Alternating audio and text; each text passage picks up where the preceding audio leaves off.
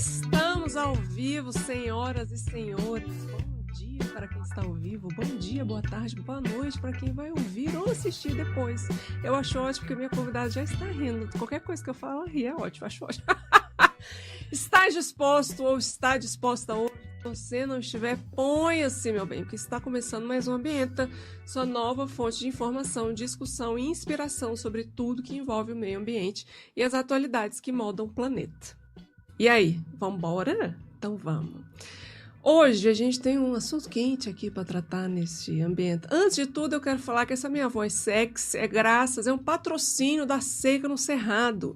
E também é um patrocínio da pessoa que vos fala que decidiu resgatar um cachorrinho, né? E que tem pelo fino. Então, se você quer adotar um cachorrinho, gente, por favor, me mande lá no direct, @CarolTBernardo, que eu tô atrás de um lar amoroso para esse fofo de pequeno porte, de 3 aninhos, maravilhoso, que eu resgatei no dia do meu aniversário. Olha só que lindo. Mas beleza, vamos lá, gente. O episódio de hoje vai ser um fogo aqui. Vamos ter fogo aqui. Porque a gente vai... Mentira, vai ser quente. Porque a gente vai falar sobre... fogo no cerrado. E meu trem aqui tá pitando, velho. Deixa eu parar esse negócio aqui, porque, pelo amor de Deus. Vamos lá. A gente vai falar de fogo no cerrado. Como é que é o fogo no cerrado? Se você já conhece como é que é essa dinâmica, como que não é, as alterações climáticas estão mudando, o fogo é bom ou não é bom pro cerrado? E se você vê fogo ou não vê fogo, o que você faz? Pra quem que você liga? Você chama o Super-Homem? Você chama o Aquaman? Não, porque eles não existem, mas tem heróis de verdade neste mundo e você vai conhecer neste episódio. Bora? Então, bora. Então, para falar sobre isso, a convidada é Mara, uma pessoa super sorridente que eu tive o prazer e a honra de trabalhar junto durante uns 7 meses. E a gente fez uma amizade sincera, que ambas somos biólogas. Então, é a Águida Lourenço, que é doutora em Ecologia pela Universidade de Brasília.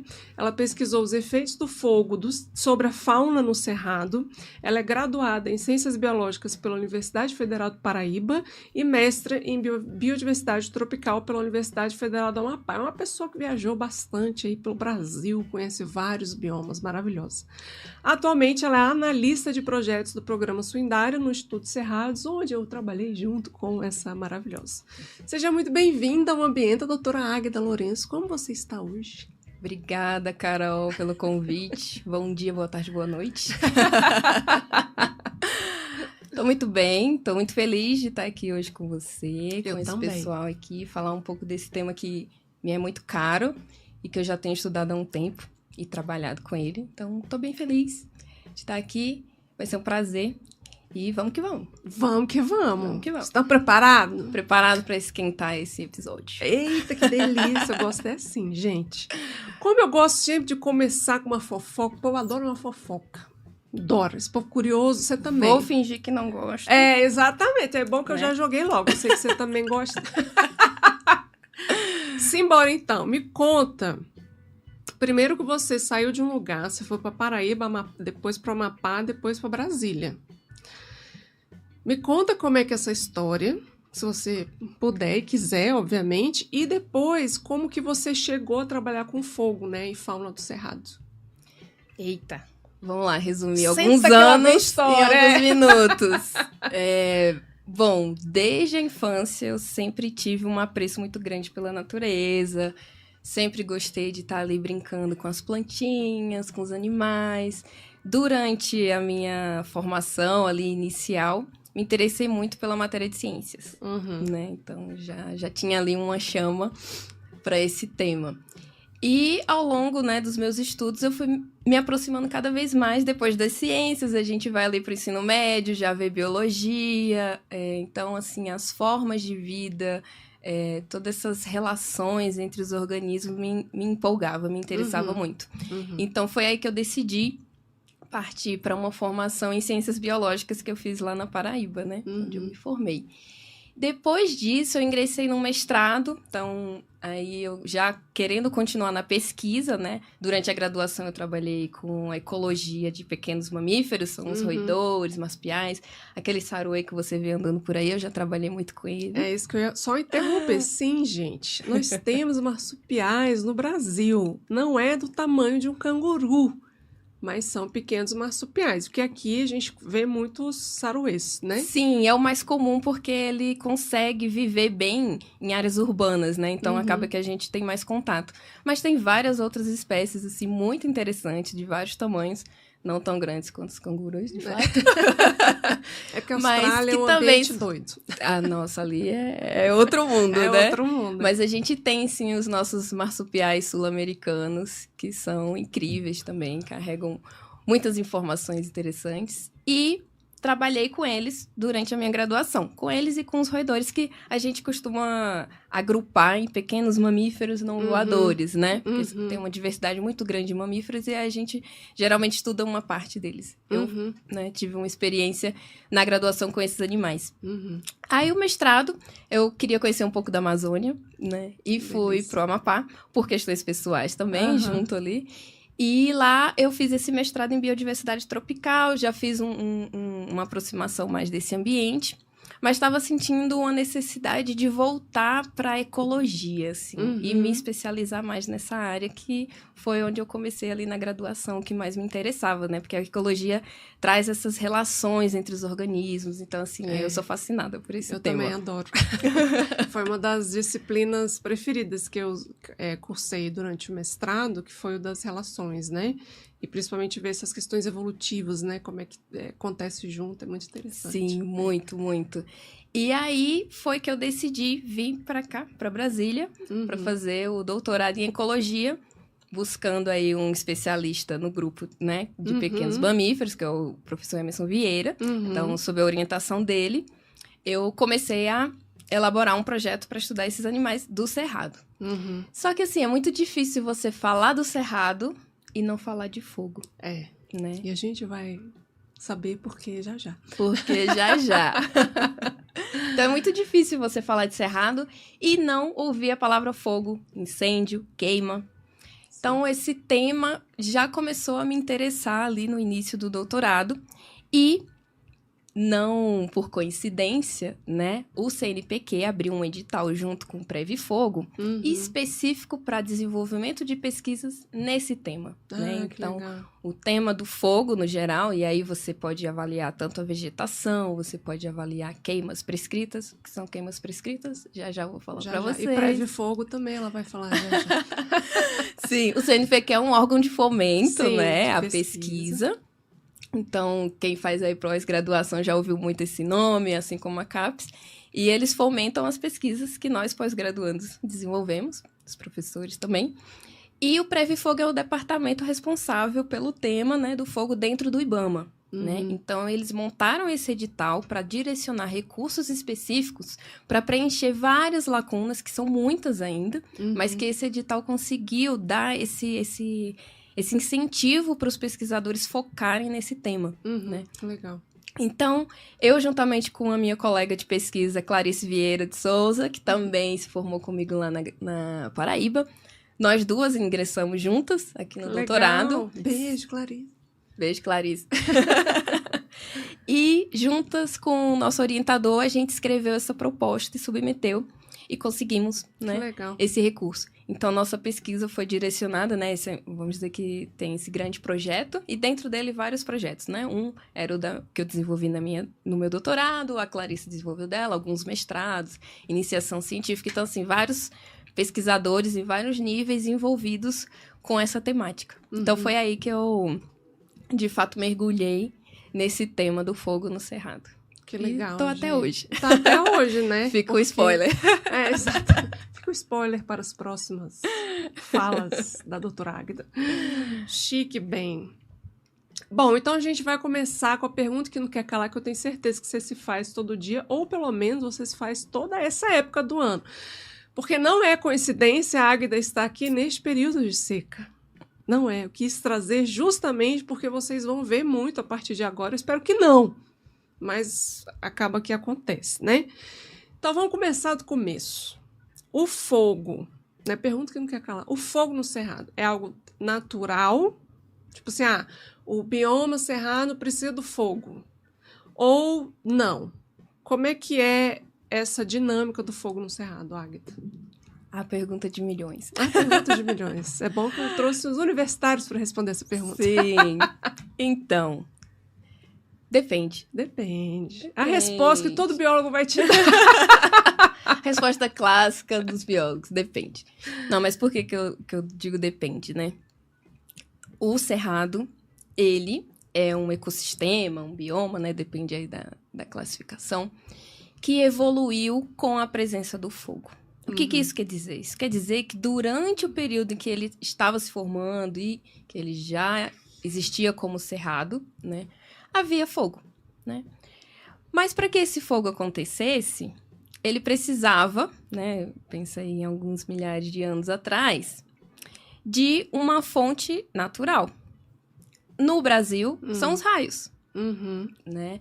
A gente vai ter também a ocorrência de fogo natural, por exemplo, por atividade vulcânica, né? Em outras regiões do mundo. Mas aqui está principalmente associado à ocorrência de raios, né? E, além da ocorrência de raios, a gente precisa o quê? De um combustível. Né? Para toda queima, a gente precisa de um combustível. Quando a gente está falando de cerrado, esse combustível vai ser, por exemplo, aquela camada de ervas e gramíneas que formam os campos, que estão presentes também em alguma proporção nas savanas. Né? Então, a gente tem aí uma combinação de elementos que possibilitam a ocorrência do fogo natural no cerrado. Então, o cerrado tem, sim, ocorrência de fogo natural. Né? Inclusive, como esse fogo está presente historicamente, evolutivamente no bioma, existem espécies que dependem do fogo, por exemplo, para florescer, ou para frutificar, ou para liberar os seus frutos. Então, tem essa relação, né, de um elemento que, de fato, faz parte. Então, não necessariamente, se você vê um fogo no cerrado, ele é um fogo danoso. Né? Ele é um fogo que não deveria estar ali. Mas, como sempre, isso não é tudo. Né? O que acontece? O cerrado, ele tem essa presença do fogo natural em épocas específicas. Como eu falei para vocês, tem que ter uma combinação de combustível disponível, então uma vegetação que queima, mais seca, razoavelmente fácil, por causa dessa época, mais né? seca, acumulada. Acumulada. Muitas vezes contínua, para que esse fogo, né, quando ele inicia, ele possa se propagar. E quando que isso acontece, essa combinação? Na transição entre a estação seca, que aí você teve, né, uma vegetação que secou, você vai para chuvosa, o que acontece no começo das estações chuvosas? Raios. Então, aí você tem um elemento que pode vir a iniciar, né? Porque também é isso, o raio vai ter que cair num local em que a vegetação está seca, que tem uma continuidade. Então, são vários fatores, né? Não é algo que vai acontecer o tempo todo, sabe? Mas ele vai acontecer com certa frequência. Então, quando a gente fala de fogo no cerrado, a gente fala que o cerrado é adaptado? Sim, mas há um regime, né? Então, como assim um regime? É uma dinâmica? Exato. É uma condição de frequência, de frequência principalmente, de período em que vai acontecer. Que é nessa faixa final seca, início da chuva por causa dos raios. Isso os naturais, e o que acontece? Isso, a gente está falando do fogo natural, né? Então, o que acontece? Logo depois, começam os raios, vem a chuva. Então, a dinâmica é essa. Vai ter um incêndio? Vai, mas aí a chuva que vem logo na sequência, geralmente acaba controlando, né? Só que o que a gente, como ser humano, que está ocupando cada vez mais, né, os biomas e as vegetações, né, muitas vezes removendo a vegetação natural, faz, né, a gente altera o regime. Então, quando eu falo que o cerrado ele é adaptado ao fogo, não é qualquer fogo, não é em qualquer período, não é em qualquer frequência, nem quantidade, nem intensidade, entende? Existe uma dinâmica própria, sim, mas a maioria dos incêndios que a gente vê hoje, eles não são naturais. Eles são provocados pela ação humana. Até esses fogos que, por exemplo, acontece agora, que tá bem seco, que em tese não tem uma chuva, tipo junho e julho são meses, agosto também, são meses que não em tese, não deveria ter chuva, né? Porque eu sei que já acabou ocorrendo nos anos anteriores chuva em julho, por exemplo, que é super bizarro. Não é comum, né? Não é comum, né? Então, esses fogos que acontecem por agora, então a gente pode dizer que a maioria não é natural? Sim. Sim? Sim, nesse período. Porque é isso, né? Para que ele inicie, a gente precisa de uma fonte de calor suficiente para gerar a ignição daquele fogo. Então, se não tem raio e nem tem vulcão, né? Pois. É uma ação humana, né? Mas é importante também a gente lembrar que a ação humana não necessariamente ela vai ser danosa. Sim. Né? O fogo, ele também faz parte do nosso dia a dia. Né? Como assim? Ele é um elemento que já tem sido associado em algumas pesquisas, por exemplo, com a evolução do próprio cérebro humano. Gente, babado, não sabia disso. Vai, conte-me mais sobre doutora Águeda, adorei, não sabia disso. Sim, tem algumas discussões, algumas pesquisas, né, que têm relacionado o início dos hominídeos ali, né, ainda não era Homo sapiens, o uso do fogo para cozinhar os alimentos, né? E aí permitiu uma maior ingestão de proteínas, por exemplo, de outros tipos de recurso, pode ter contribuído para o desenvolvimento cerebral desses hominídeos. Então, o fogo, ele é engraçado, né? Eu já vi algumas pessoas falando e eu fiquei com essa imagem na cabeça. Quando você fala de água, o que vem na sua mente? Nossa, rios, vida, prosperidade, coisas boas. Na minha cabeça vem golfinhos, adoro. Né? Aí, quando você fala de fogo, o que você pensa? Destruição, incêndios e tal. Mas a água também pode ser destrutiva, né? A gente tá passando ainda aí por situações bem problemáticas na região do sul do Brasil. Água. Exato. Né? Exatamente. Então, por que pro fogo a gente sempre olha com essa visão negativa, né? O fogo aquece, né? Foi importante para aquecer os hominídeos. É importante ainda hoje pra gente. Foi importante para criar novas redes neurais, por exemplo, né? Por exemplo, né? É super importante para o uso ancestral, né, que os povos e as comunidades tradicionais fazem. Então, participa, né, o elemento fogo participa dos seus rituais, participa do seu modo de produzir seu alimento. Então, é importante a gente lembrar que o fogo tem vários aspectos, né? Ele não necessariamente vai ser um fogo ruim, ele não necessariamente é um fogo bom. Tudo vai depender do contexto, de quando ele acontece, como ele acontece. Entendi. Então, se a gente pegar, por exemplo, essa época, porque você falou de uma coisa no início que está na minha cabeça, que precisa falar, que são os fogos prescritos. Fala mais sobre isso. Eles acontecem, então, mais nessa época, como uma forma de proteção? Como é que é isso? Então, e o que são fogos prescritos? Aí a gente vai mergulhar em alguns conceitos. Sim. E até na nossa política, né, que a gente está vivendo atualmente.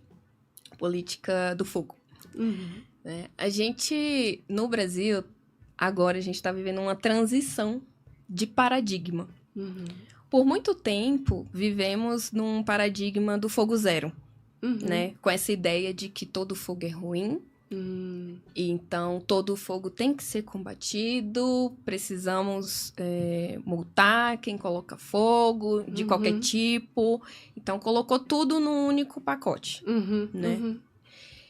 E hoje, depois de uns 30 anos vivendo essa política de fogo zero, com o desenvolvimento de muita pesquisa, né? Tanto no Brasil quanto fora, né? A gente sabe dessa relação do fogo com o cerrado, com o Pantanal, com os Pampas e com vários outros ecossistemas ao redor do mundo. Então, não faz sentido a gente querer excluir um elemento que é natural completamente. Né? A gente precisa manejar e entender de que forma a gente pode usar esse fogo, de forma que ele não seja danoso nem para a biodiversidade e nem para as comunidades. Então, a gente está vivendo justamente essa transição de uma política do fogo zero para a política do manejo integrado do fogo. Coisa linda. Lindo. O que seria isso, manejo integrado? Então, Essa voz, né, bonito manejo integrado do fogo. sim, o manejo integrado do fogo, ele é uma abordagem, né, que busca planejar o manejo do fogo, considerando a cultura do fogo e a ecologia do fogo. Legal. Então, é uma proposta em que os proprietários rurais, os povos indígenas, as comunidades tradicionais, as unidades de conservação, os gestores, eles vão juntos entender, por exemplo, naquela região, qual que é o histórico de fogo, qual é a dinâmica, qual é o uso que as pessoas que estão ali fazem do fogo e o que a gente quer conservar, né? E a partir daí, traçar um plano, que é o plano de manejo integrado do fogo. Legal. Seja para aquele território indígena, seja para uma unidade de conservação, seja para um município. De né? uma forma que seja realmente integrado, ou seja, integrar todas as pessoas que vivem nessa região específica, seja um proprietário rural, seja povos indígenas e tradicionais, pessoas dentro de UC, né? Para que todo mundo chegue num acordo, digamos. Isso. Que faça essas... Tá. Exato, porque na política do Fogo Zero era isso. As pessoas que já faziam uso tradicional do fogo, né, há várias gerações, foram proibidas. Então você estava proibindo o modo de viver daquelas pessoas. Né? E agora não. Agora a gente tem aí a Política Nacional do Manejo Integrado do Fogo, que foi aprovada no Senado há cerca de 3 semanas atrás. Legal, bem recente, né? Deve ser sancionado em breve pela presidência. E aí, com essa política, aí a gente vai ter o manejo integrado do fogo para o país, né? Então, a gente tem um ganho de escala, porque esse manejo integrado do fogo, ele já vem sendo feito e testado, experimentado em algumas localidades. Por exemplo, na região do Jalapão, né? Teve um grande projeto que trouxe muito subsídio para essa política, né? Em que esse manejo integrado do fogo foi colocado em prática, implementado, testado, adaptado. Então, agora, com a política, a gente tem a possibilidade de expandir isso para todo o país. Legal. E aí a gente tem a possibilidade justamente de adaptar esse manejo do fogo de acordo com o cerrado. E aí o plano que eu tenho para o cerrado vai ser diferente da Mata Atlântica, né? Que é um bioma de floresta, úmido, que não tem o fogo como um elemento ali que faz parte dele frequentemente, né? Então você começa a olhar para as especificidades dos biomas, das comunidades. Então, assim... É lindo, né? É lindo. Que dê certo. E aí entra esse tal de fogo prescrito. Isso? Então, o fogo... A queima prescrita... Isso, queima prescrita. Ela é uma das ferramentas do manejo do fogo. O combate é outra. A educação ambiental é outra. Então, assim, é uma caixa de ferramentas onde eu tenho vários elementos ali para lidar com o fogo. Né? Então, os conceitos básicos assim, que a gente poderia trazer aqui, o que é incêndio? Incêndio é todo fogo descontrolado. Né? Então, se eu tenho um incêndio florestal, eu tenho um fogo que está ali numa vegetação florestal, ou eu prefiro falar na vegetação nativa, né? Porque no cerrado, boa parte é savana, é floresta, campo, exatamente. não é floresta, né? E isso é um incêndio, né? Quando ele está descontrolado.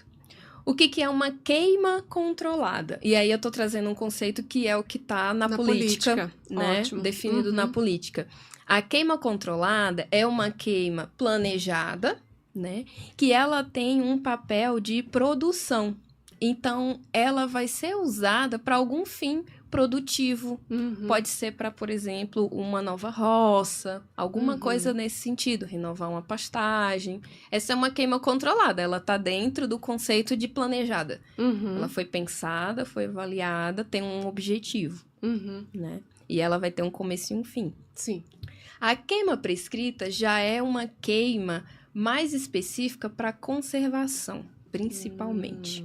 Então, dentro das unidades de conservação, a queima prescrita ela tem sido utilizada, né, Para, por exemplo, você tem... Lembra que eu falei que você, às vezes, vai precisar de um contínuo de combustível, né? Que pode alastrar o fogo. Então, Sim. dentro de uma unidade de conservação, se tem uma área que eu não quero que ela queime por inteiro... Uma das estratégias eu vou fazer uma queima prescrita, como se fosse uma receita mesmo, do médico. Vamos fazer uma queima prescrita em tal lugar para fragmentar a vegetação. Então, se de repente tiver um raio ou se tiver uma ação humana ali, esse fogo não vai avançar demais. Entendi. Ou ele não vai avançar para um local que eu não quero, que eu quero proteger. Entendi. Ou não vai avançar na unidade inteira, né? Exato. Sim, tipo, no parque inteiro, etc. Que era algo muito comum durante a política do fogo zero. Por quê? Se todo fogo era combatido, imagina o tanto de capim, tanto de vegetação que se acumulava ao longo dos anos. Com certeza. Quando tinha um fogo, ele lambia a área inteira. Nossa, eu lembro. Agora a história, senta que lá vem a história, contar a história agora. Nem é a hora de contar a história, eu já tô contando história. Mas eu morei em Tocantins, eu falo que eu fiz estágio pro inferno, né, gente? Entrei nos portais, é porque é muito quente. Ai, Maria. É quente. Mas assim, eu morei em Tocantins e nessa época, acho que não sei se foi em julho ou se foi em agosto, foi em 2010 que eu morei lá. Teve uma queima tão grande, eu morava em Palmas, e Palmas, é quente, né? Todo mundo sabe que é quente. Mas não sabe se já foi em Palmas. Palmas fica meio que num vale. Em volta tem uma serra ali, né? E aí... seco, cerrado ainda era cerrado, aquela área de cerrado. Cara, queimou quase que a serra inteira durante uma semana, não tô brincando. Uma semana, primeiro que o ar fica assim, impossível de respirar. Sim, impossível. E o sol, você não consegue ver o céu, você realmente não consegue ver o céu, assim, você não vê nada, porque é tudo fuligem, é tudo fumaça, porque... acho que por causa justamente dessa política de fogo zero, não tinha queimado antes, então quando pegou fogo lá, e que acredita-se, né, que não foi algo natural, foi realmente, porque estava nessa época, julho, agosto, não estava perto das chuvas ainda, alastrou, pegou acho que 80% do parque, lá é um parque, né, era um parque, pegou 80% do parque, então ficou uma semana, ficou dias o fogo lá. E assim, uma semana de a gente não conseguir respirar direito, não ver o céu direito, fica aquele meio alaranjado, esquisito, assim, sabe? Sim. Cheio de fuligem, nossa, horror, assim. Eu fico só lembrando que isso foi só uma pequena experiência que eu tive, né? Porque queimou isso, eu fico imaginando, por exemplo, os grandes incêndios, sei lá, de Califórnia, até daqui mesmo, né? Em outras regiões, que deve ser aterrorizante, né? Sim. E é exatamente isso, Carol. Com a política do fogo zero, todo fogo era combatido, né? Nenhum fogo era permitido, inclusive pelas comunidades tradicionais. Então, tinha esse acúmulo, ainda existe, né? Não mudou assim de um dia para o outro. É porque a política... se for sair, vai ser por agora, então ainda tem um tempo de regulamentar, ainda tem um de tempo. colocar em prática, né? Isso.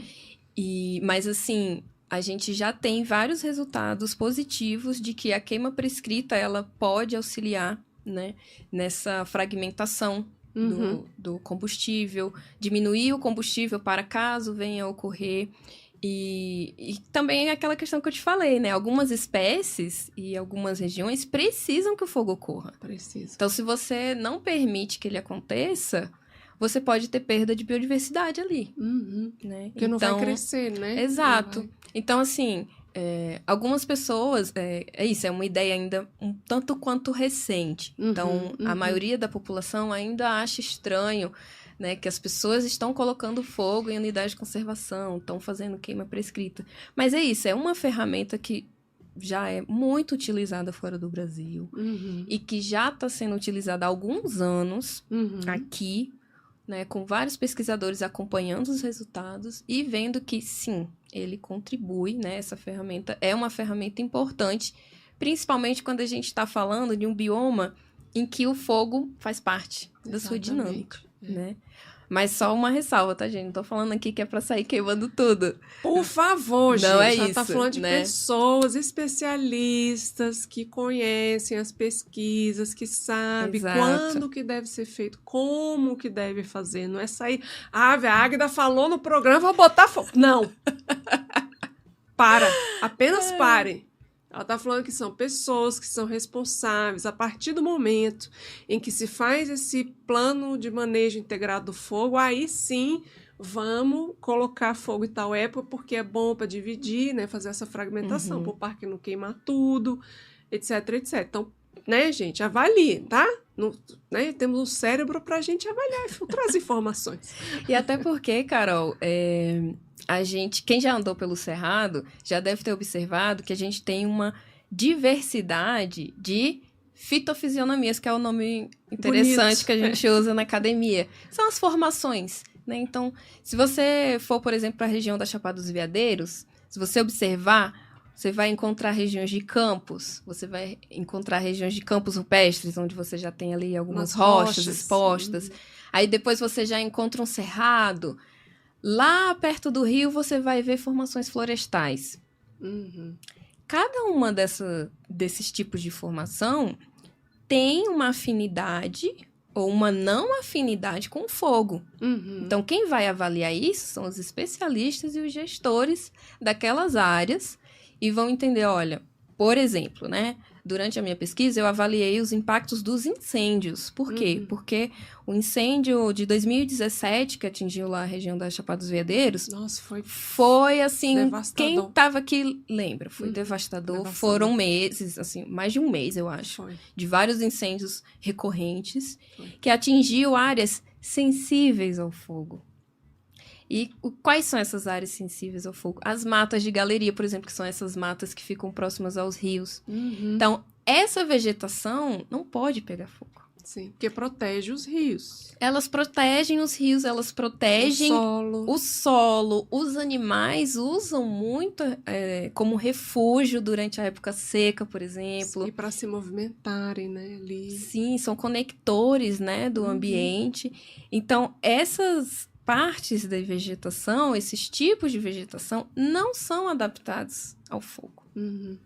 Numa dinâmica natural, dependendo da época que o fogo ocorre, o que acontece? O fogo vai e para antes de entrar na mata. Por quê? Ela é úmida, porque ela não tem as condições para que o fogo entre. Porém, numa condição de seca, como foi naquele incêndio, né? O final da estação seca, então estava no auge. Muito seco, Muito seco. Um incêndio muito severo, muito grande. Ele lambeu várias dessas matas. Assim, então, teve matas que colapsaram. Assim, não existe mais uma mata lá se você for olhar agora. Né? Os troncos todos caídos, as árvores morreram. Porque elas não têm adaptações, né? Recursos para lidar com isso. Não é da natureza delas. Então, é isso. Igual um piquezeiro que tem uma casca grossa, né? Uma folhagem, porque... Não sei se vocês lembram, a Natália, quando ela veio aqui, a professora Natália, beijo, Natália, ela falou, né, que ela lembra das aulas da professora Mercedes, Bustamante, beijo, Mercedes, sobre ecologia. A gente teve ecologia no primeiro semestre, assim, que entrou, e ela fala justamente sobre isso, assim, que no Cerrado, tem um porquê de ser daquele jeito, porque são anos e anos de evolução e adaptação à estação seca, milhares de anos de adaptação para seca para o fogo. Então, por isso, por exemplo, piquezeiro, que porra de árvore torta, eu amo, gente, eu acho lindo, assim, mas ela tem, assim, uma folha mais, que a gente, é mais grossa, né, assim, mais coriácea, que é mais dura. Por quê? Porque isso são todas adaptações de milhões de anos de passagem, não só da estação seca, mas também do fogo. Aquela casca toda, né, craquelada, coisa aquilo ali também. E várias outras árvores que a gente vê também no Cerrado, que é o típico Cerrado, né, Cerrado típico, que é justamente por causa disso, né? E na mata, quando a gente vai na mata de galeria, perto do rio, você vai ver que, nossa, aqui parece que eu nem tô no Cerrado, né? Então eu falo, não, nem parece que tô no Cerrado. Claro, porque você tá perto de rio, tá úmido, então a vegetação ali é uma vegetação mais úmida, né? Que não tem essa adaptação do fogo que a Águida falou. Então, se pega toda essa propriedade, tudo para dar errado, né? Aquele incêndio foi tudo para dar errado, porque foi o final da estação seca e foi um ano de muitas secas de 2017. Eu lembro, estava no final do doutorado, Quer dizer, já tinha terminado o doutorado, já tinha recém-doutor. Então, assim, estava bem no final, assim, no final da seca e veio pegar tudo. Por quê? Porque tinha muito combustível antes para o fogo se alastrar e tornar grande. Então, como o fogo veio com tudo em cima de uma mata que estava desprotegida, tanto pelo fato da estação estar muito seco o clima e de não ter sido feita essa queima prescrita ali para não deixar o fogo invadir. Então, é por isso também que a queima prescrita serve, né? Para proteger ambientes desses que não deveriam pegar fogo. É um dos objetivos, né? E reforço aqui, é como uma receita que um médico passa para um paciente. Então, é muito específico. Quando vai ocorrer, qual é o tamanho, qual o horário. Isso é importante. Porque é condição de vento, umidade e temperatura são os principais elementos, né? Então, pro comportamento do fogo que a gente fala, a topografia, a meteorologia e o combustível. São os 3 elementos que vão determinar como que aquele fogo vai acontecer. E o que a gente consegue controlar de fato? O combustível. Exatamente. Né? Então, o manejo, quando é feito, ele é feito em relação ao combustível. Né? Existem outras ferramentas, por exemplo, existem os aceiros, que geralmente é uma ferramenta, assim, uma técnica mais comum, né? Que bem difundida na área rural, porque as pessoas fazem um aceiro. Esse aceiro, ele não necessariamente é um aceiro negro, né? Feito com uma queima. Ele pode ser um aceiro mecânico. O que é? Você passar com uma máquina em cima de uma vegetação e aí você vai compactando ela e ela vai, né? Depois ali vai ser removida e forma uma barreira. Uma barreira física, Uma barreira física, né? É outra técnica que também pode ser utilizada no manejo. O combate. Se é uma área que a gente está querendo conservar e por um acaso ocorreu uma ocorrência ali de fogo e não é o nosso objetivo, o combate vai ser a outra técnica. Então, é um conjunto, né, de ferramentas que vão ser definidas por quem faz a gestão do território e quem vive ali, qual o momento de usar, onde usar e como fazer. Legal, lindo, viu, gente? Agora vocês estão entendendo como é que é a dinâmica do fogo no cerrado, que não é para sair tacando fogo em tudo quanto é que é lugar, por favor, viu? Que são pessoas, eu sei que tem gente que gosta de pirotecnia, né, que sai tacando fogo, não sei o que, eu tenho um amigo meu que é assim, né? Chama fogo, eu quero botar fogo. Ai, Jesus. Não faça isso, viu? Só gestores e, né, pessoas especialistas que podem fazer isso. Aproveitando essa pausa para a gente ir para a segunda parte e falar de alterações climáticas, que eu sempre trago este tema aqui. Se você ainda não é inscrito no canal, meu amor, o que você está esperando? Se inscreve no nosso canal, inscreva-se no Rádio Federal do YouTube, tem lá podcasts, vai no Ambienta, se inscreva, clique no sininho para você receber notificações, caso você não possa assistir a gente ao vivo em cores. No sábado de manhã vai ficar gravado logo, prontamente, a gente já sai daqui, já sobe o vídeo e já fica lá gravado para você assistir depois, ou para você ouvir enquanto você está fazendo uma faxina de casa, né, que eu sei que sábado ou domingo... Quem nunca tira para fazer faxina, gente, escuta a gente, aprende alguma coisa sobre biologia, meio ambiente, nesse caso fogo no cerrado. Então se inscreva no canal, clique aí no sininho, já compartilha para os seus amigos, amigas, amigues que você tem, que você acha que vão curtir este conteúdo, não só deste programa, deste episódio, mas de outros episódios que a gente já fez. Nós estamos no 7º episódio hoje, que chique. E também para seus inimigos, gente. Se você não gosta dele, fala aqui, toma aqui, ó, para você ver sobre o fogo do cerrado aqui, ó. Vê se melhora um pouquinho. Vê se melhora o fogo, eita, que você tem. Então, porque vai bobe pra gente e a gente curte também, tá? Então, e já segue a gente no Instagram. Da Rádio Federal é @Rádio Federal. Do nosso programa é @Ambienta Rádio Federal. Tudo junto, sem acento, viu, gente? No Instagram. Ou se você quiser mandar uma mensagem para mim, @CarolTBernardo, que eu faço o roteiro, escrevo tudo e quem produz este episódio é a Rádio Federal. Então, @Rádio Federal. Se vocês querem patrocinar o nosso podcast, patrocine a Ciência do Brasil, gente, porque eu trago cientistas aqui. Eu sou cientista, tá? Vocês estão achando que eu fico falando besteira à toa? Não, são besteiras. que são fatos, né? Para a gente aprender de uma forma mais divertida e leve sobre a ciência. Então, se você quiser, pode mandar e-mail para contato@radiofederal.com.br ou portalradiofederal@gmail.com sem acento, tá? Tudo sem acento. Ou pode mandar também um direct lá no Instagram pra gente, no @ambientaradiofederal ou no @radiofederal. Beleza? E lembrando que a gente está com a campanha ativa, gente, que coisa maravilhosa. Postei essa semana a campanha no Apoia-se /ambienta. Então, você entra lá no site apoia.se/ambienta para você ser um doador, se você quiser contribuir para que este programa fique de pé e para que eu continue trazendo convidados e convidadas maravilhosas para esse programa, para vocês tirarem suas dúvidas ambientais, que eu sei que vocês têm aí. Além de você contribuir mensalmente para este podcast ficar de pé, você vai ter acesso a conteúdo exclusivo, que eu vou mandar uma newsletter, um boletim de notícias.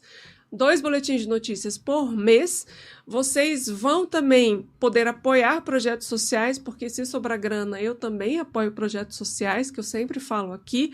Vocês vão ter acesso a um grupo exclusivo no WhatsApp, poder conversar comigo ao vivo em cores após cada episódio, tirar suas dúvidas, e se eu não souber responder, obviamente que eu vou mandar para o convidado, mas a gente pode bater um papo lá no grupo depois, e também durante a semana eu abro o canal lá para a gente discutir.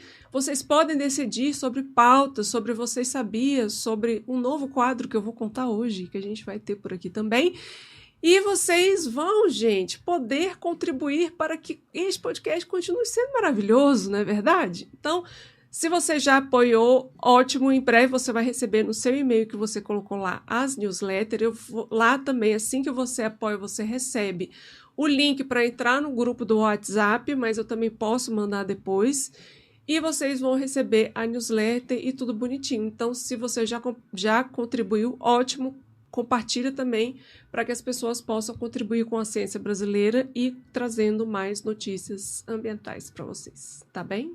Então tá bom. Continuando, dona Águida. Pois não, dona Pois Carol. não. Vamos falar sobre alteração climática, né? Porque, afinal de contas, essa água, literalmente, esse fogo já bateu na nossa bunda.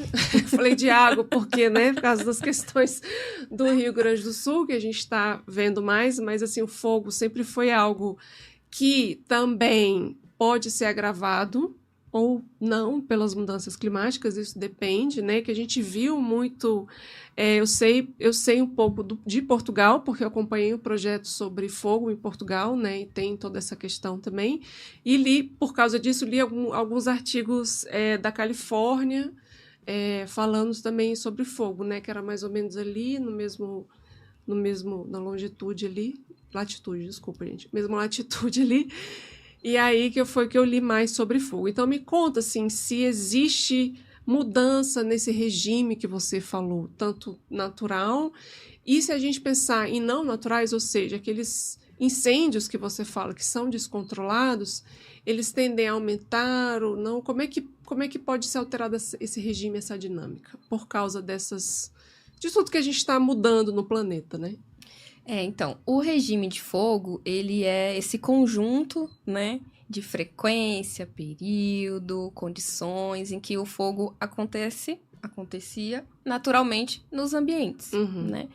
Então, não só no Cerrado, a gente tem savanas na Austrália, no continente africano, temos algumas florestas que também convivem com fogo, então faz parte, né, delas. Mas a ocupação humana, né? E aí eu tô falando já da humanidade quando a gente surgiu, histórica, né? Não só ao longo dos anos. Sim, gente, não só do hoje, né? Mas do nosso momento aqui na Terra mesmo. A gente tem alterado, tanto por usar o fogo, né? Quanto por alterar as condições dos ambientes. E aí, quando a gente pensa em mudanças climáticas, aí eu vou resgatar lá aqueles 3 elementos que eu falei que influenciam o comportamento do fogo. Topografia, que é o relevo, né? Meteorologia e combustível, né? O combustível, basicamente, é a vegetação, quando a gente está falando de incêndio florestal ou na vegetação nativa. Se as mudanças climáticas, né? A emergência climática que a gente vive, tem alterado a meteorologia, consequentemente, potencialmente, ela pode sim alterar o regime de fogo. Né? Então, especificamente falando de fogo, o que a gente pode esperar, né? A gente tem aí uma tendência de que o período seco fique mais longo, né? Principalmente aqui na nossa região, né? Principalmente aqui na nossa região. Exatamente. Então, o que seria isso? Eu posso ter um período de estiagem, né? Que aqui é bem marcado, né? No centro do Brasil, que ou começa antes ou termina mais tarde. Então, eu vou aumentar o período em que eu tenho uma vegetação seca, que eu tenho as condições climáticas que podem favorecer a ocorrência de um incêndio. Tipo, vento, a gente tem muito vento nessa região agora, né? Também. Mas especificamente em relação às mudanças climáticas, o que a gente vê que pode ser mais alterado é justamente isso. Se eu tenho um período maior de seca, eu tenho um período maior em que a umidade está baixa, que a temperatura está elevada e que são condições para que o incêndio ocorra. Para que o fogo ocorra e aí, se ele for descontrolado, ele pode se tornar um incêndio. Né? Então, essa é o principal elemento assim, que a gente pode esperar em relação às mudanças climáticas mesmo. E é engraçado, porque... Não é engraçado, né? Porque é um negócio na minha cabeça, assim. É porque é engraçado porque pode ser uma coisa cíclica, né? No sentido de nós, como você falou, nosso surgimento na Terra alterou, óbvio, né? Eu falo que o simples fato de a gente já estar respirando, a gente já está alterando, gente, porque é mais um ser emitindo CO2 e consumindo O2, né? Assim, basicamente por causa da respiração. Mas se a gente fala em atividades humanas na Terra, a gente alterou muita coisa. E que também contribuiu para que a gente hoje esteja nessa situação de ter aumentado 1 grau já na temperatura média global. Acho que 1,2, se não me engano. 1,2 graus na temperatura média global. Ou seja, os próprios incêndios que fizemos, né, que foram... justamente são essas queimas descontroladas, não é que nós fizemos, mas que sim, né, muitas pessoas tocam, foda-se, vou queimar um lixo aqui, e esquece que tem uma vegetação ali, aí venta e pronto, acaba com tudo, né, cria um incêndio. Não estou falando que nem todos são causais, ou seja, a pessoa efetivamente foi lá e vou botar porque eu quero aqui, porque, né, mas às vezes as pessoas, por causa de não ter esse conhecimento, às vezes bota fogo e esquece que ali já tem uma mata seca, né, um pasto ou um campo seco, vai lá e alastra. E que, por causa disso, aumentando a frequência, e não só a frequência, mas a ocorrência é a frequência, né, desses incêndios, né, não só fogo, mas incêndios, emite mais CO2 e diminui mais a questão da cobertura vegetal. E aí, aumentando mais a emissão de CO2 e outros gases que fazem parte dos gases de efeito estufa, você acaba que também... Eita, gente, meti a mão no microfone. Porque eu não consigo falar sem mexer a mão. É coisa de professor. Você altera o ciclo de temperatura e de meteorologia da Terra, né? E, consequentemente, aumentando a própria seca e expondo mais ainda que eventos naturais ocorram. Sim. Você entendeu? É um sistema que se retroalimenta. É um sistema que se retroalimenta, exatamente. Porque se continua queimada, se continuam os incêndios, a gente vai continuar emitindo, lógico, junto com tudo, né? Como diz os economistas, se todas as outras condições manterem padrão, e a gente aumenta, ceteris paribus, que fala isso na economia, se tudo manter como está hoje, a gente aumenta esses incêndios, que foi o que ocorreu ao longo dos anos da nossa existência na Terra, a gente também aumenta os eventos extremos, que no nosso caso aqui do Cerrado é o aumento da seca, e que consequentemente pode queimar mais. E aí vai se retroalimentando esse negócio. Isso é muito doido. É. Né? Sim. E só a gente que é doida mesmo, que é ecólogo, que fica pensando nessas coisas. Não é lindo? Por isso que eu falo, vamos estudar ecologia, gente? Vamos estudar sobre os ciclos? Vamos, todos? Acho lindo. Curto. Mas, como eu falei, né? O manejo integrado do fogo, ele vem justamente como uma solução de planejamento, de estratégia para que a gente consiga mitigar esses impactos, né? Então, para que a gente não tenha áreas sensíveis sendo atingidas por fogo e ficando cada vez mais vulneráveis, colapsando, às vezes não retornando ao que eram antes, né? Vamos cuidar dessas áreas sensíveis, para que a gente não deixe de respeitar o conhecimento tradicional dos povos e comunidades que fazem uso do fogo há gerações, né? Que é o seu modo de vida, é o seu modo de viver nesta terra. Vamos entender como que eles usam esse fogo, em que período. Vamos também adaptar o que nós já fazemos. Então, assim... juntar os conhecimentos, né? O integrado, eu acho que para mim é a parte mais importante desse manejo. Porque é o que vai, de fato, fazer a história mudar. Que lindo, gente, não é lindo? Acho lindo, né? E aí você deve estar se perguntando, e agora? E se eu ver um fogo, o que eu faço? Se eu ver um incêndio, o que eu faço? Chamo quem, gente? Aí você fala, você chama o Aquaman? Não, meu bem, porque não existe. Mas tem heróis. Vou falar para vocês, porque tem heróis que eu conheci e que você vai conhecer também. Então, Águida, o que a gente pode fazer, gente, réis mortais aqui, que você fala assim, putz, aquele fogo tá se alastrando, tô vendo fogo que talvez eu acho que não deveria ter ali, quem que eu chamo, quem que eu aciono, se tem um arroba, né, se tem um telefone, como é que funciona? É possível a gente fazer isso? Como é que agir nesse sentido? É possível, é possível. Se você visualizar um fogo, né, você não sabe se é um incêndio ou se é uma queima, né? Dependendo do período, pode ser uma atividade que a unidade de conservação planejou, né? Mas, independente, se você está, por exemplo, numa área urbana, você vê que tem uma vegetação que começou a queimar ali, é corpo de bombeiros. Você precisa acionar o corpo de bombeiros pelo 193. 193. Né? Então, esse é o protocolo padrão básico, porque você é uma pessoa da sociedade que está preocupada com aquilo ali, que precisa acionar quem tem a capacidade para lidar com aquilo. Inclusive para dizer, não, aqui tá tudo certo, a gente já tem ciência, é uma atividade X, opa, não, realmente isso aqui a gente vai precisar deslocar uma viatura, né? Então, nunca, jamais, nunca se coloque em risco se aproximando desse fogo, né? Chame quem é o órgão competente. Não vai tentar ser herói sozinho, gente, ou chamar umas cambadas, vamos ali, a machulância, por favor. Tá? Por favor, não faça isso. Chame os bombeiros, as pessoas que sabem como fazer aquilo que eles fazem isso todo dia. Mas se você sentiu uma chama aí arder no seu coração...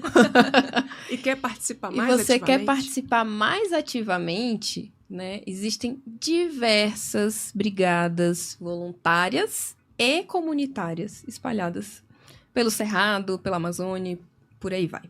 Pantanal, enfim. E o que são essas brigadas voluntárias, né? São grupos de pessoas como eu, como você, que querem auxiliar nesse manejo do fogo. Que querem contribuir para um combate. Que querem contribuir para uma educação ambiental. Que querem comunicar o que é o fogo, quando que é o fogo bom, quando o fogo é ruim. Tudo isso você pode fazer se associando a uma brigada voluntária, por exemplo. Então, aqui no DF, a gente tem, por exemplo, o Instituto Cafuringa, né? Quem quiser seguir, inclusive, recomendo. É Instituto Cafuringa, né?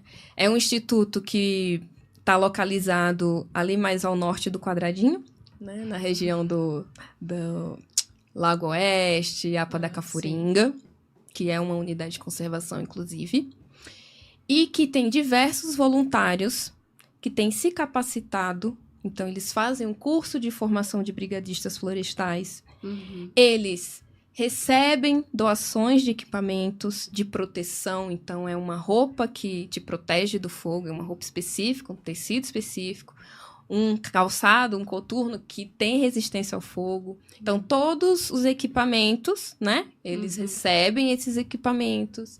Eles participam de eventos, workshops, simpósios do tema e se organizam para combater o fogo e para acompanhar, por exemplo, atividades em unidades de conservação relacionadas ao fogo. Ao manejo, né? Essas ao manejo. Isso. Etc. Então, assim, existem diversas brigadas de vários tamanhos em várias comunidades que têm esse intuito, né? De contribuir para que, caso ocorra um incêndio, eles possam combater, mas não só isso. Como eu falei para vocês, né? Tem várias atividades que são preventivas e tem muita necessidade, de educação ambiental, sabe? De apresentar para as crianças para entenderem esse conteúdo, para elas entenderem, crescerem entendendo aquela relação do fogo com a vegetação onde eles vivem, né? Onde eles estão crescendo. Então, assim, é um trabalho primordial e que em algumas regiões o combate, ele é, assim, necessário, baseado nas brigadas voluntárias. Tem algumas regiões que são de difícil acesso, que muitas vezes não tem uma base do Corpo de Bombeiros.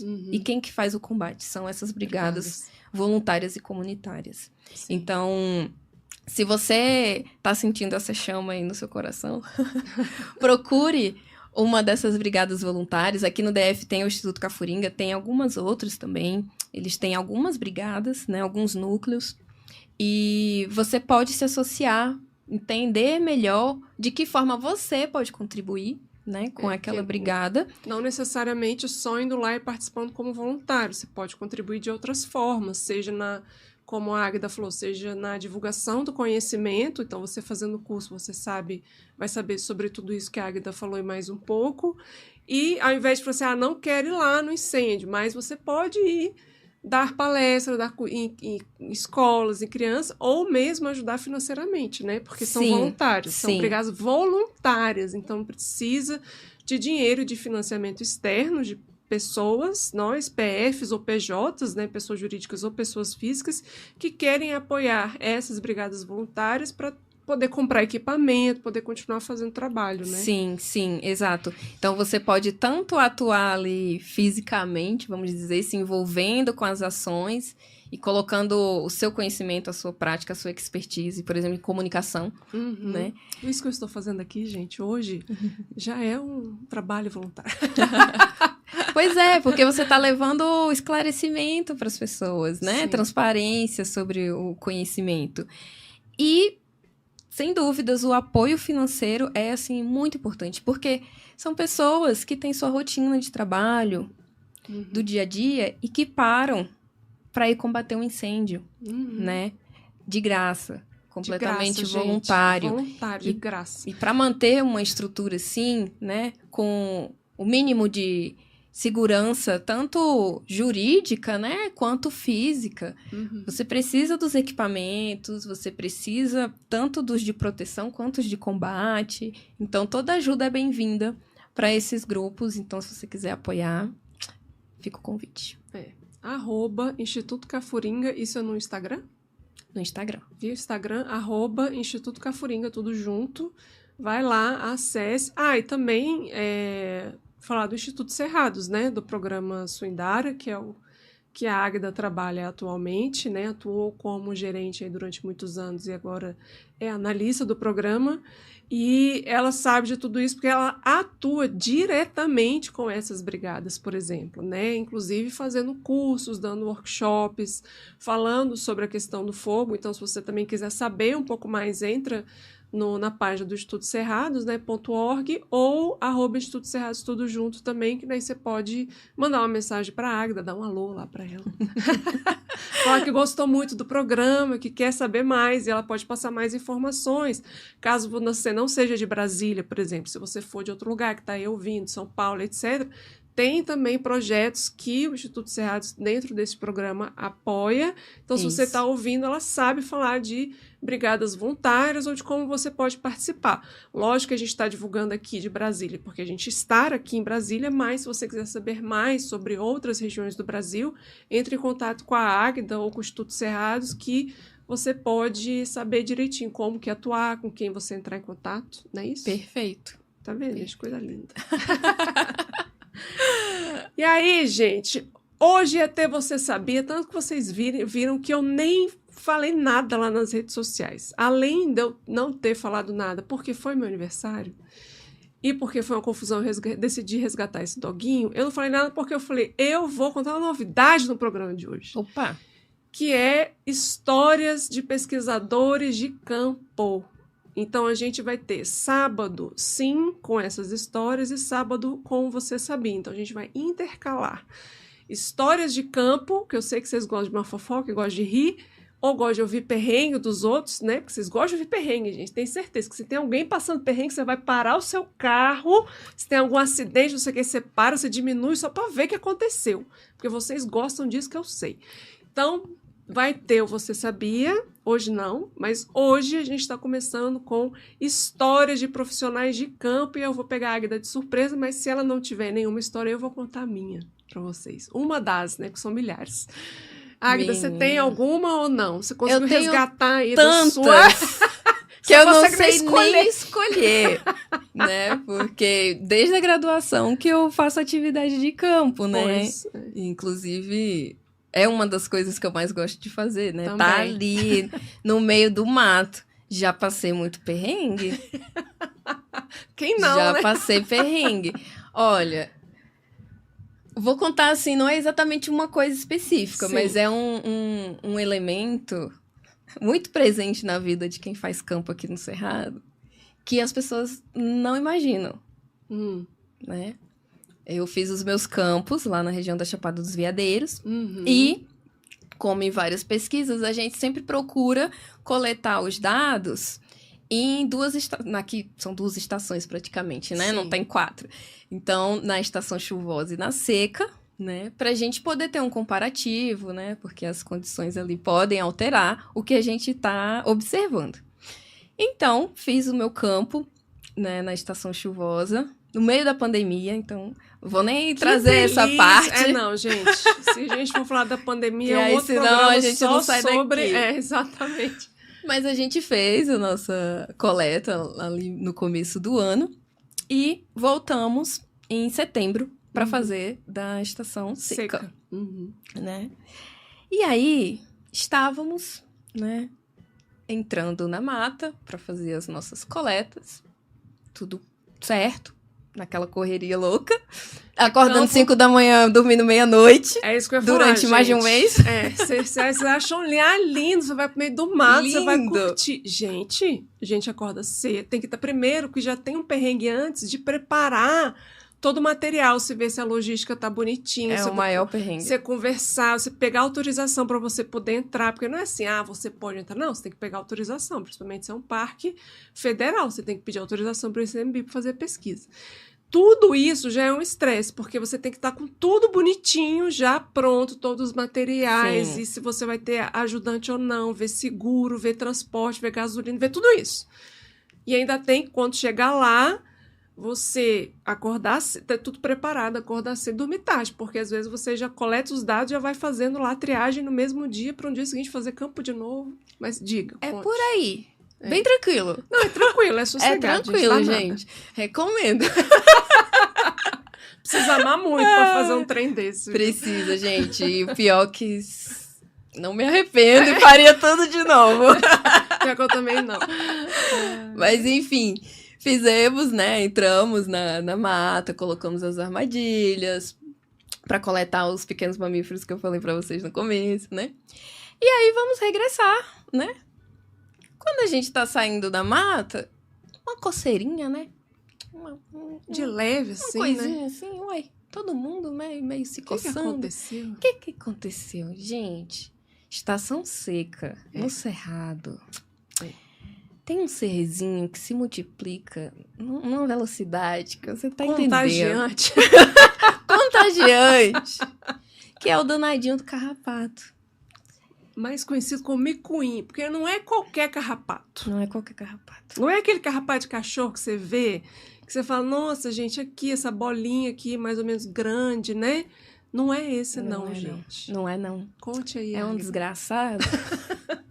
Desse tamanho que você mal vê ele. Sabe pinta? Eu tenho várias pintas. Boa, mais ou menos desse tamanho. É o tamanho de uma pinta bem pequena. É.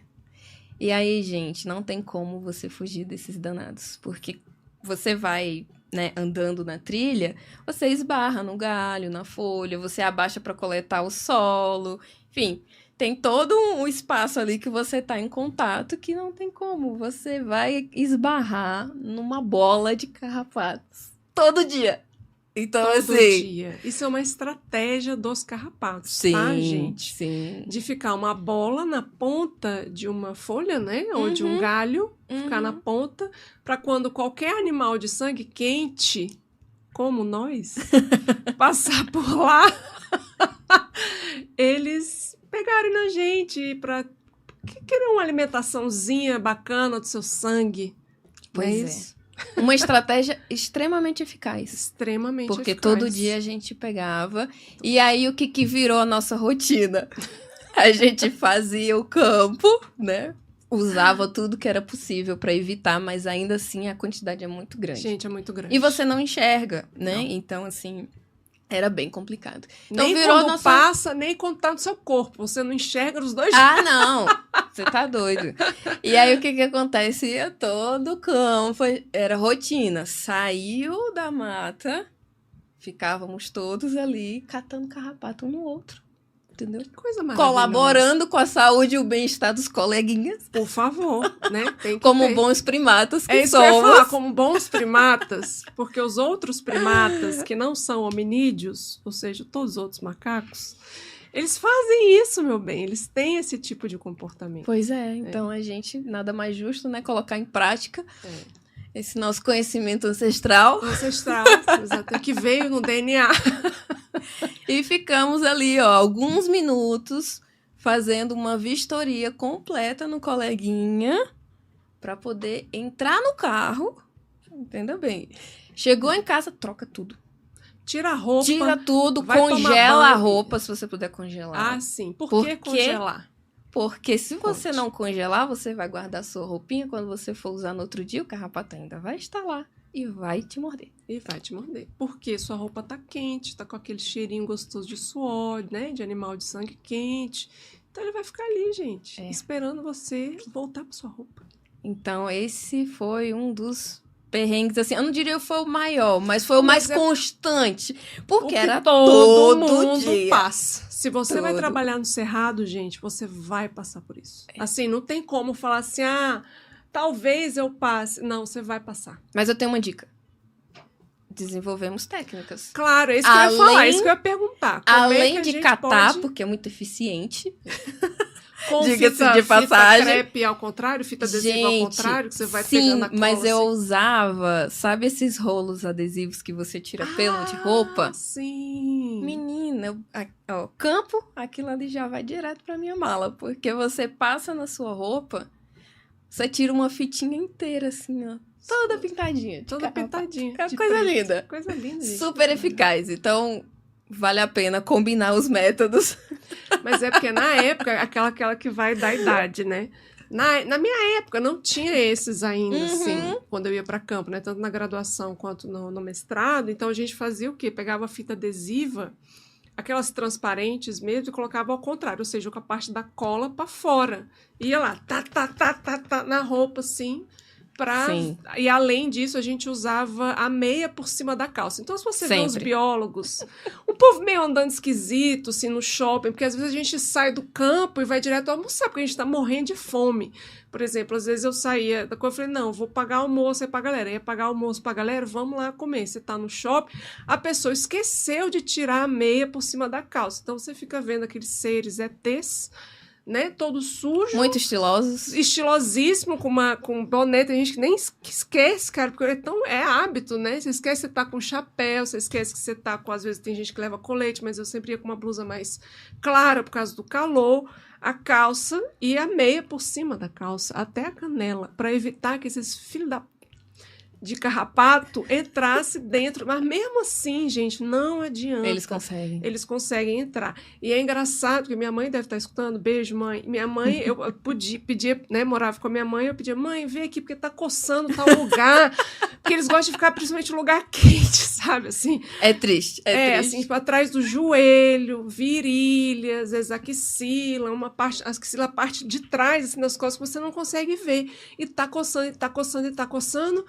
Eu falo, mãe, cara, faz um scan. Pra mim ficar pelado, faz um scan, porque tá coçando tal.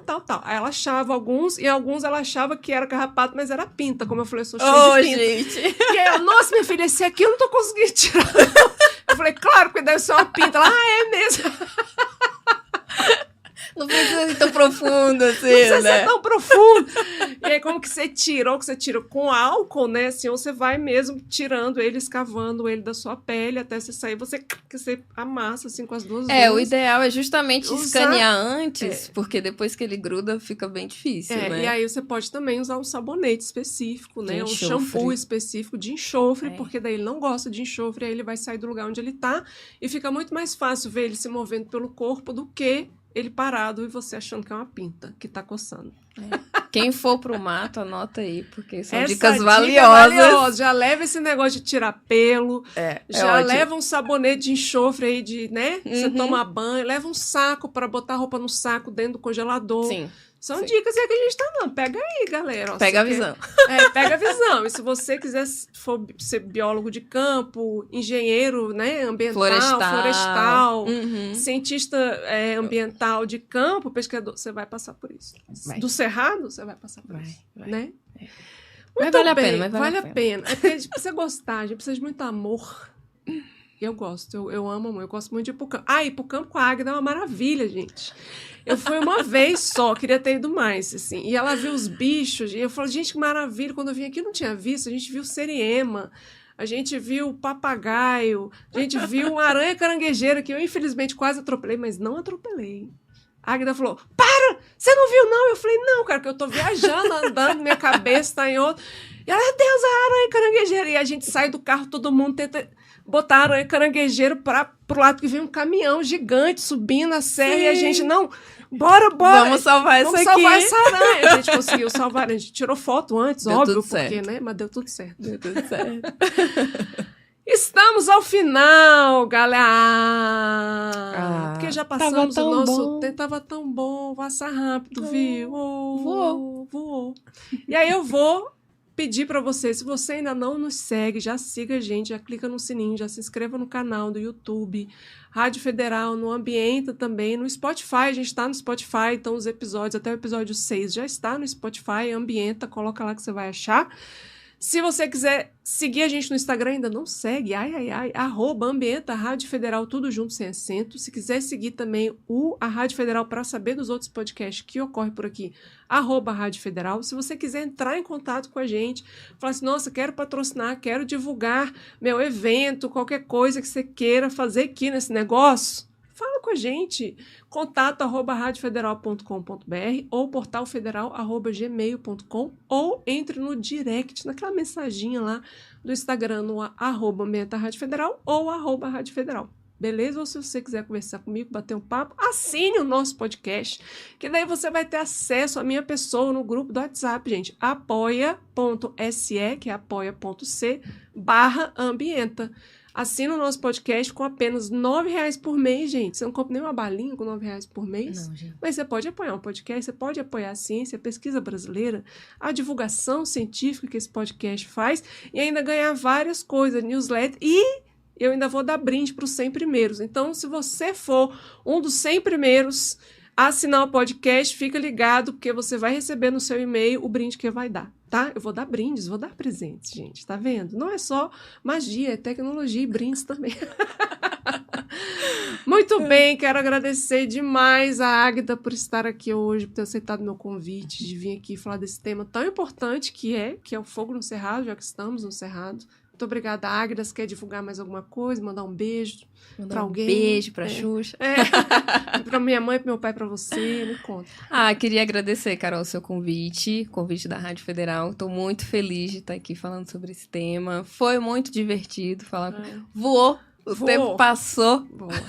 Quem sabe volto aí para falar de outras coisas também. Traz dados. Então, gratidão por esse espaço. E parabéns pelo podcast. Assim, eu tenho visto conteúdos muito ricos, pessoas maravilhosas trazendo conhecimento.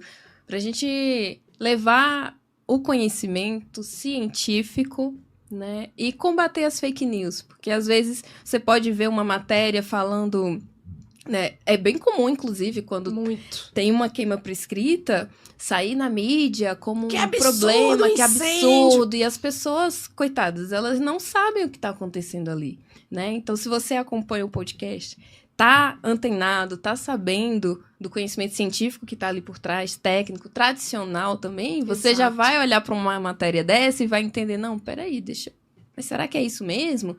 Só de questionar, você já vai estar tendo um olhar crítico, né? E podendo colaborar com a disseminação do que é verdade, do que é conhecimento, né? Do que tem valor para a sociedade. Então, é isso. Ai, obrigada, gente. Vou chorar, tô sensível. Muito obrigada, Águeda, por isso. Isso é extremamente importante. Por isso que eu venho aqui todo sábado, né? Tive essa ideia de fazer esse podcast. Tem gente que me pergunta, de onde você tirou, gente? Eu tirei do... Mentira, não tirei não. Tirei da minha cabeça mesmo. Não foi de lá onde vocês pensaram, que eu sei que vocês pensaram. Eu sempre quis fazer algo de divulgação científica de uma forma leve, mas que é baseada em dados, em fatos. A gente está trazendo... Lógico que a gente está trazendo... Trouxe muitos cientistas agora no início, mas a gente vai trazer de outras esferas também, porque o conhecimento não está só dentro da ciência, como eu falei no primeiro, mas sempre com fundo científico. Eu sou pesquisadora, então não adianta. Mas é uma forma leve, eu espero que esteja sendo leve para vocês, porque para mim eu acho ótimo, divertidíssimo, para que vocês entendam que a ciência pode ser divertida também e que os fatos não é só vir daquelas caixinhas, né? E conhecer mais do bioma que a gente está, como a Águeda falou, né? Que o fogo faz parte e tem todo esse rolê do manejo. Muito bom, muito obrigada. Fico muito feliz que você tenha vindo. Espero para os próximos, para a gente falar de dados, porque tem muitos dados aí, mas eu falei, não, vamos dar um aparato geral para a galera conhecer primeiro, para depois a gente falar o que está acontecendo, ter um pouco mais de tempo para essa política aí dar um andamento, né? Sim. Então, muito obrigada, Águeda, por você estar aqui. Agradeço demais, gratidão. E eu agradeço demais ao Idovan, que está ali, que nem participou. Tem perguntas? Não? Tem alguma pergunta no YouTube? Não? Esse povo nem participa, gente. Na verdade, o pessoal está aqui participando, né? Não tem pergunta, mas tem vários comentários aqui, tem várias menções de como o programa tá bacana. A Biologia, Oportunidades e Curiosidades, que é um canal, tá aqui também, fã demais desse podcast da Carol. Ei, que lindo. O Renê Santos, uma doutora que ajuda a preservar nosso cerrado. Que incrível, olha só. Esse aí é tendencioso. A Patrícia Vanderlei, Carol Diva. Beijo, Paty. Ó, Patrícia Vanderlei tá aqui, ó. Carol, feliz aniversário atrasado, né? Um beijo pra você. Tá? Eu considero durante um mês. Eu também, gente. Então, tá valendo. Não é nada atrasado. Tá valendo. Tá dentro da variação aí. Exato. O Antônio Gomes também falou que é bem bacana. E a Patrícia Vanderlei, ela termina aqui falando assim, olha, enxofre é ótimo, fede que nem o demônio. Fede, nem carrapato gosta, por isso que é importante. Boa. Tem uma pergunta, na verdade, da só. Biologia, que é Oportunidades e Curiosidades.